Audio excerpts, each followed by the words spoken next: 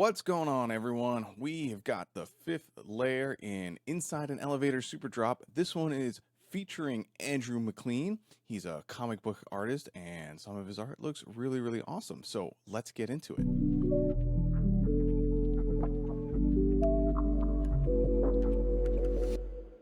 So for this layer, we've got 4 cards drawn by Andrew MacLean in his signature style, kind of more of a comic book-esque look. I really like the way they look, but let's get into the cards. First up, we've got Nirkana Revenant. This is a $4 card, $22 in the foil. That's because we've only seen 2 reprints of this card when it first came out in Rise of the Eldrazi, but it also got a foil reprint in Battle Bond.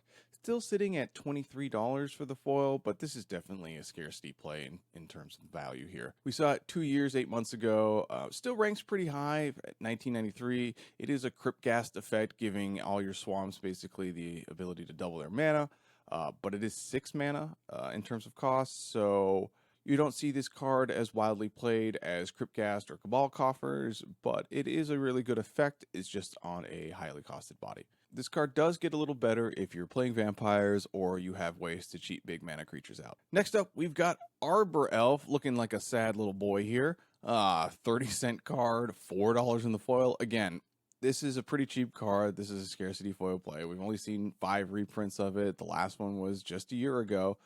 Ranks really high. It is a solid mana dork. Untapping a forest can have some higher benefits than just adding a green mana. You can have auras on that forest. The forest doesn't just have to be a basic. There are several ways to kind of up the mana dork game here, but it is still just a mana dork, not a ton of value here. Next, we have Terastodon, an old Magic staple. 15-cent card, 40 cents in foil. We've seen 11 reprints of it. Last was just a month ago in the Omo deck for the MH3 precon. Still ranked pretty high at 949. I think the art design here is really awesome. We see 3 elephants depicting the elephant tokens that the Terastodon gives out, as well as it being huge in comparison. I really like what's going on here. Finally, we have Maelstrom Wanderer. This is an awesome card. We see it a lot as the commander, but it's only worth $1 or $1.40 in the foil.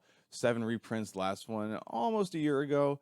Still ranks pretty high at 1901. Creatures you control have haste, and it has Cascade, so that means that in creature-heavy decks, you can basically play this card, get 2 more creatures, and not ramp spells. You probably will just get ramp spells. But when you do get 2 creatures, all 3 of them will have haste, and that's a huge amount of power or utility to add to the board for casting 1 card. So we got to talk layer stats, and this is rough because we only have 4 cards here. While this is pretty typical for the featured artist layers, not the artist series ones, the artist series ones typically have 5.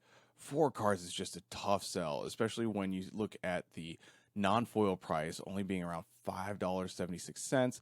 The foil is up there, but even with the scarcity foil plays, this comes in at $28.40, which means we don't even hit the foil price. This is tough. This is tough to sell financially. On to the foil ratings. How does this rank up? Well, we got a 3 here for financial, but I put the asterisk here because we do have scarcity foil plays. Obviously, Nirkana Revenant is not worth the $22-something. Arbor Elf is a few bucks inflated over what it is, but nothing crazy. It's mostly the vampire. The other cards are essentially just bulk. So having 2-3 bulk cards with 1 kind of just okayish card makes this really tough. Playability is 5. All these cards see playing commander. I have to imagine that Nirkana not being able to be played with the other 2 is kind of just because it was cards that they gave him to select, and it was one that he really liked. I gave the art here a 4. I really like how the art looks here. It may just be my personal subjectivity. I think if there was a cohesive motif across all 4 cards, I would have given this a 5. I do think Andrew knocked the art out of the park with these cards. Moving on to the non-foil rating, obviously playability in the art is still the same. These cards still look awesome. They still see play. Unfortunately, there's no value here.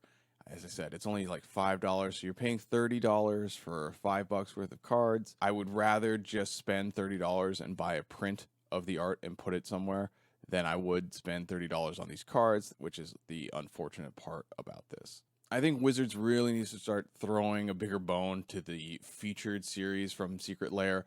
Having a 5th card would be huge, and if that's not in the cards because of, cost issues for Wizards to, want to spend that 5th cardboard slot. At least up the value from cards only worth a few cents to stuff worth a couple bucks, so this layer gets to maybe $10, $15. So at least there's some financial impetus there to pick up the cards and not just wait for them to hit the secondary market. Overall rating for this layer is a 2.8 in the foil and 2.7 in the foil. This is the lowest rating so far of the Into an Elevator Superdrop, which is a shame because I really like the art here. I think it's some of the best we've seen so far. It's going to get minus some points for having less than 5 cards, and it's also going to get minus half a point for that scarcity foil rating, just for the foil. So overall, love the art. I hope we see more art from him. I really like the style here, but they need to give him more cards or more value to make this layer worth it. But what do you think? Do you like the art enough? Do you think it's worth picking this up? Do you think that there should be another card added to round this out to 5? I know that's not a round number, but that's okay. I hope you're enjoying these videos. Please leave a like if you do. Please subscribe if you want to stay up to date with every Secret Lair. The day after they come out, I am doing previews and breakdowns every time we get a new one. So with all that being said, I will see you in the next one, which will probably be tomorrow because these layer previews aren't stopping, but maybe they'll just wait till Monday so I can actually sleep. That would be cool. Thank you, Wizards. Please Monday. Let's do this on Monday. Thank you. Bye.